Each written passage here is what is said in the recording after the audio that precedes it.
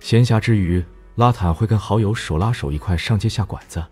在印度，男性好友之间手拉手通常是一种亲密的友谊表达，而不是传统西方文化中的浪漫意味。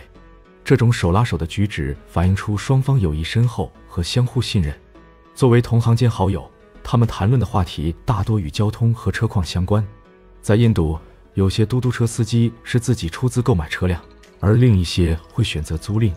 拉坦说，他每天需要花费4欧元来支付租车的费用，在刨去汽油费后，他能赚到10欧元，约合人民币77元左右。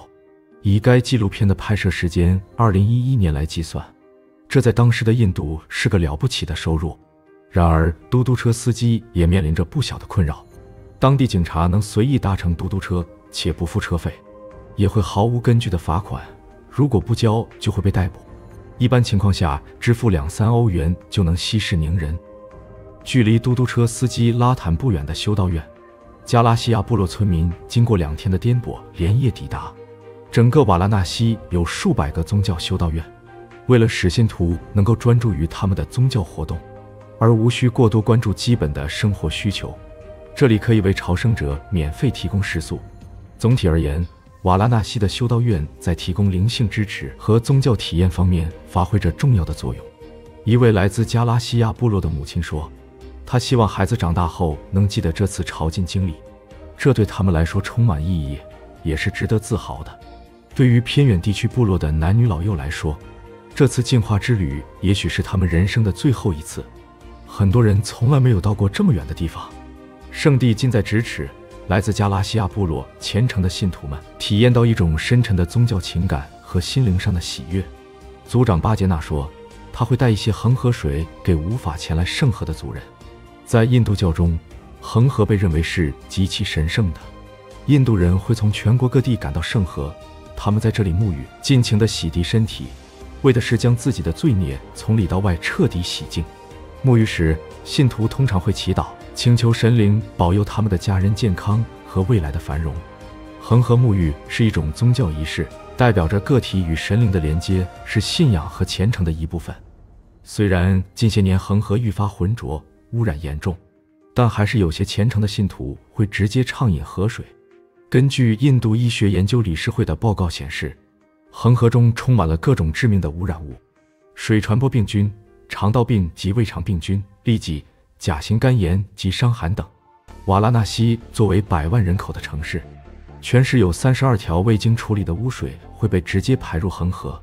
在瓦拉纳西上游，河水污染同样严重，每100毫升水中含有6万个粪便大肠菌群。去年，一条日本女网红恒河沐浴上岸1小时后身体不适的新闻一度登上热搜。当时的女网红名叫惠子，她认为自己和那些吃着干净又卫生的美食博主一样，早就练成了金刚不坏的身体。结果上岸仅1个小时后就感到鼻子和喉咙刺痛，随即便出现了发烧、流鼻涕等各种身体不适的症状。直到事发2天后，女网红才发文表示自己还活着，并呼吁大家不要模仿她的行为。该事件曾一度引发网友热议，认为她就是为了博流量、夸大事实炒作而已。也有网友表示，只是沐浴应该没问题，初到印度的外国人如果直接饮用恒河水肯定会生病。一方水土养一方人，当地人没事，可能是已经适应了恒河水质并产生了抗体。那么大家对此有何看法呢？如果你到印度旅游，会选择恒河沐浴吗？或者你敢直接饮用恒河水吗？同样是去年的一则新闻，印度旁遮普省首席部长巴格旺特·曼恩在纪念清洁圣河22周年活动中，为了宣扬在全邦范围内开展清洁河流和排水系统行动的成效，继而为了证明现在恒河的水质足够干净清洁，他选择直接用饮用圣河水的方式来表达。当晚便因为剧烈腹痛而入院。恒河作为世界上污染最严重的河流之一，这是不争的事实，但依然无法阻止成千上万的信众汇聚于此。虔诚的印度教徒在恒河沐浴净身后，还必须要参加另外一项重要活动，那就是在恒河边上进行庄严而神圣的祭祀仪式。他们会用鲜艳的金盏花和蜡烛制作盛流河灯，向神明致敬，同时也是对吉祥和繁荣的祈愿。金盏花在印度象征着吉祥和神圣，它常被用于宗教仪式和庆典，被认为具有神圣的属性。点燃的蜡烛象征着光明战胜黑暗和邪恶。印度教徒相信，光明代表着知识、智慧和神圣的力量。献祭仪式中的每个元素都承载着特定的含义，与印度文化和宗教传统相契合。距离仪式不远处的转运码头，拉梅什和手下正在往船上装载凌晨运抵这里的木材。为了能够为火葬提供足够的热量和较长的燃烧时间，这里的木材多为芒果木、桑树木等硬木。木材在印度教文化中有着特殊的地位，被认为更具纯净性和神圣性。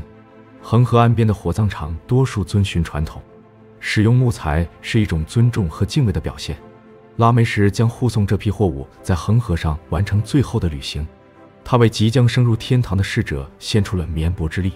当他逝去的那一天也将进入天堂，他也希望到那时候还会有人从事他现在的工作。拉梅什花了1个小时抵达恒河岸边的火葬场，而卸下这一船木材则需要5个小时。这里会不分昼夜的24小时运转，每天有近600具遗体进行火葬，而每具遗体需要200至300公斤的木材才能完全火化，因此木材用量极大，河岸旁总是堆放得满满当当。而木材的等级也有所不同，较为富裕的人会选用檀香木，一般人则用普通木材。生者的阶级与不平等，逝者亦是如此。为了圣火持续不灭，这里储存着数千吨木材。在瓦拉纳西的市中心，来自全国各地的逝者在此汇聚。作为印度最古老、最圣洁的城市之一，这里被认为离神灵最近，是天堂的入口。市中心距离神圣的河岸有几公里远，家属们会通过不同方式送亲人最后一程。萨拉布来自瓦拉纳西以北70公里的江布尔，他在前一天晚上失去了母亲，在父亲和兄弟的陪同下，他们连夜启程，护送亲人到此举行神圣仪式。在恒河露天火葬场火化亲人遗体时，家属首先要选择所谓的火葬服务，他们会根据自己的经济承受能力，选择购买的木材、檀香等火化用品的数量和品质，以及宗教方面的服务。一次像样的火葬费用在12欧元到71欧元之间。穷人通常只能买得起檀香粉，富人则全部使用檀香木作为火葬柴堆。此外，富人还会为亲人的遗体裹上金丝和银丝织成的裹尸布。逝者通常在火葬前需要在恒河中浸泡，以被认为具有神圣净化力量的圣水洗掉一生的罪过。家属或火化工人会搭建临时的木架，将逝去的亲人放置在上面。在印度神话中，逝者如果能在瓦拉纳西进行火化，就可以避免各种苦难的轮回循环，并能直接进入天堂。火化仪式开始前，逝者的配偶或长子需要剃光头发和胡须。柴堆由逝者的丈夫点燃，火种来自附近的寺庙。逝者的长子萨拉布说，母亲的离去自己虽然很难过，但能在恒河举行火化仪式，让他内心感到平静。他们在母亲弥留之际尽力设法救她，但这是神灵的旨意。印度教徒认为，人生是一种痛苦，而死亡是一种解脱，因为死者可能在来世过上更美好的生活，或者升入天国。火葬的文化是印度教的一种信仰，家属是不能哭的，他们认为这会影响逝者灵魂的转世，所以在葬礼上，如果有人哭泣会被劝阻。亲属一般也比较克制，很少有歇斯底里痛哭的。葬礼也只允许男性亲属进入，女性则一律禁止。这是因为女性在葬礼上会忍不住哭泣，眼泪等体液被印度教徒视为污染物。这种火化方式通常需要大约3个半小时才能完成，余下的工作由提供殡葬服务的詹陀罗完成。他们负责让火均匀燃烧，还要不时添加麦秆和酥油。必要的时候，他们会拨弄柴堆，防止火熄灭。骨灰由提供殡葬服务的詹陀罗收集，并装入陶罐中交给亲属，存放7天后撒入恒河。在瓦拉纳西的另外一端，运煤车经过600公里的长途奔袭，终于抵达圣城。长时间的疲劳驾驶和糟糕的道路状况让帕万感到备受煎熬。虽然距离卸煤的仓库仅3公里，但他们遇上了堵车。现场并未看到指挥交通的警察，一位煤库的负责人担起了临时交通疏导任务。虽是瓦拉纳西最大的煤炭商人，但他的介入却显得收效甚微。这样的拥堵在繁忙喧闹的圣城并不罕见。帕万最终用了2个小时才走完了最后3公里。作为印度重要的煤炭集散地，该地区的储存量很大，每天都有数百辆卡车在此装卸，运往全国各地。因为完全依靠人力，所以效率极低。装满一辆卡车需要4个小时左右。煤矿仓库已经挤满了等待装卸的卡车，负责人亲自来到装卸现场进行指挥督促。帕万经历了2个小时的漫长堵车后，虽已到达仓库，但此刻想要卸车走人仍需要漫长等待。因为有纪录片摄制组的存在，今天的仓库老板事必躬亲。他告知帕万，可能需要等待1至2天才能排到他的卡车卸货，并温馨提醒他可以利用这段时间到恒河沐浴。帕万只能无奈摇头示意，表示赞同。虽然常年奔波于丹巴德和瓦拉纳西之间，但这却是帕万第一次前往恒河。此刻，他和助手已卸去了一路的疲惫。作为印度教、锡克教和佛教等众多宗教的圣地，恒河在大多数印度人心中都是无比圣洁的存在。圣城瓦拉纳西的温差极大，白天时候的最高温度能超过25度，而一天之中的最低温度却不到5度。褪去衣物的帕万和高文的内心是一片静谧的虔诚之地。虽然身处冰冷的河水中，但他们此刻却体验着心灵的净化和宁静，脸上难掩幸福的笑容和无尽的满足。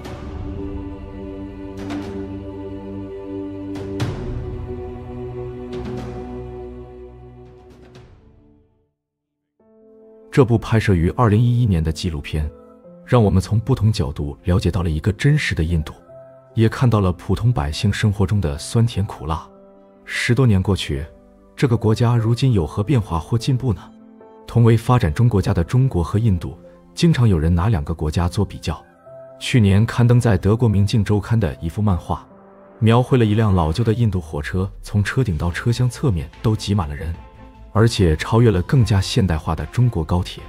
这幅带有明显讽刺意味的漫画让印度大众感到不满与反感，其他国家也相继发声，纷纷谴责发布该漫画的德国杂志，用挖苦和嘲笑他国特殊国情和文化的行为来博取眼球，不应该是一个现代文明社会该有的主流态度。实际上，所谓印度开挂火车现在已经很少见了，很多图片和视频都拍摄于早些年。现在印度的火车既宽敞又明亮，较之前有了很大进步。他们没有挂票，现在在印度挂票是不合法，是不合法。印度政府公布的2023至2024财年预算，铁路建设预算创历史新高，达2.4万亿卢比，约293亿美元。该金额接近2013至14财年的9倍。其实回顾历史，印度与中国同属文明古国，印度河同恒河就像中国的黄河与长江一样，滋养了源远流长的灿烂文明。两者都拥有幅员辽阔的土地与密集的人口，类似的出身也令2个国家的命运在近现代时期遭遇相似的悲惨。先是沦为西方资本主义国家的半殖民地或殖民地，后又掀起波澜壮阔的民族解放运动。当1949年新中国成立，开启独立自主发展道路之时，印度已于1947年从英国统治下获得独立。70多年过去，中国取得了举世瞩目的发展奇迹。而作为邻国，印度的经济总量在2019年就已经超越英国和法国，成为全球第5大经济体，是世界几大经济体中增长最快的。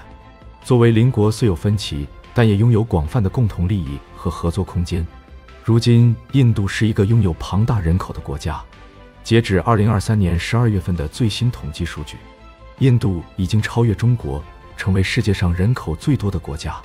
中国在上个世纪实行了计划生育政策，控制了人口增长，如今已经进入了人口老龄化社会。而印度的人口一直在快速增长，迎来人口红利的同时，也面临着诸多社会问题。尽管贫民窟的存在让人们深感忧虑，但事实上，印度的许多地区正在经历着翻天覆地的变化。城市化的快速推进带来了更多的机会和就业岗位，人们的生活条件也正在逐步得到改善。